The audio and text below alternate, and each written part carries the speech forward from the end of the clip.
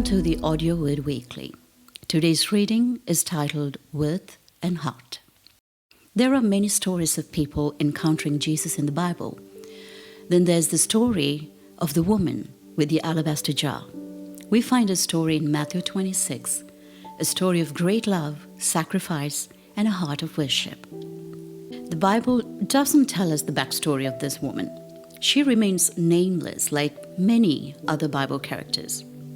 We don't know about the kind of life she may have lived, what brought her to the moment of her encounter with Jesus, how she was able to possess a very precious perfume, what made her courageously walk into a room full of men gathered to eat the Passover meal, and to break that expensive jar of perfume to pour upon Jesus.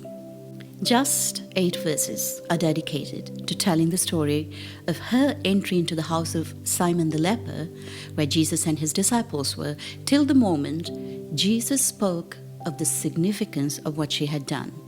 Let's read the scripture. Matthew 26, verses 6 to 13. Now when Jesus was at Bethany in the house of Simon the leper, a woman came up to him with an alabaster flask of costly ointment, and she poured it on his head as he reclined at a table. And when the disciples saw it, they were indignant, saying, "Why this waste? For this could have been sold for a large sum and given to the poor." But Jesus, aware of this, said to them, "Why do you trouble the woman? For she has done a beautiful thing for me. For you always have the poor with you, but you will not always have me. In pouring this ointment on my body, she has done it to prepare me for burial. Truly, I say to you, wherever this gospel is proclaimed in the whole world, what she has done will also be told in memory of her." Alabaster is said to be a commonly found stone in Israel and was used to decorate Solomon's temple. Alabaster boxes or jars were used to preserve perfume scent and keep the smells unspoiled. For this woman, Jesus was worth this precious, expensive perfume. She seemed to have understood his worth. It could be that she heard of the miracles he performed, or how he interacted with those castaways in society. Maybe she was forgiven and redeemed by his love. One thing is for sure. She still would have offered it to him if she had something more precious than the perfume. Her actions spoke volumes. Now, words have definite power, but many times words may mean nothing without accompanying action. For example, "I love you" may mean nothing unless it manifests in action that shows love. We would not have known the depth of love Jesus has for us if he didn't go to the cross to die for us.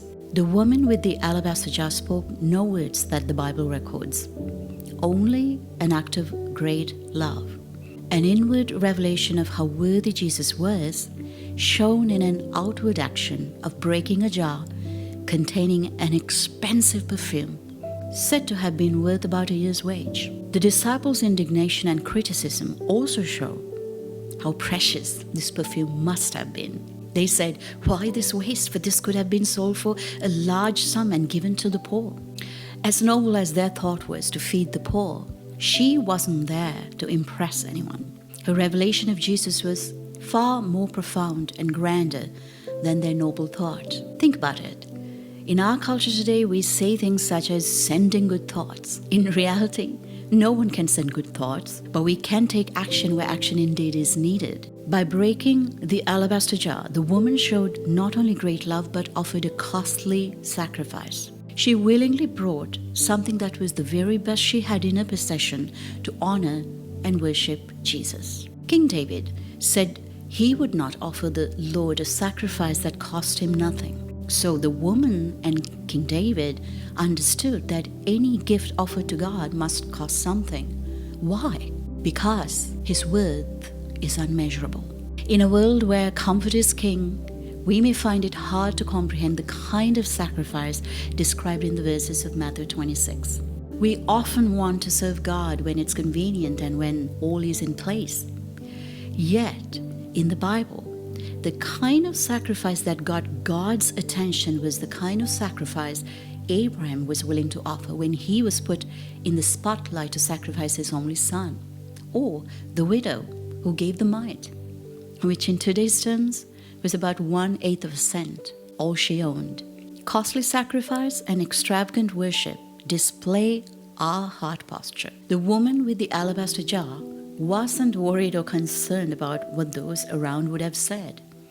The posture of her heart was that of worship and honor. There were no impressive introductions, bright spotlights, or deafening music to highlight that moment, but a full display of great love, costly sacrifice, and a heart of worship.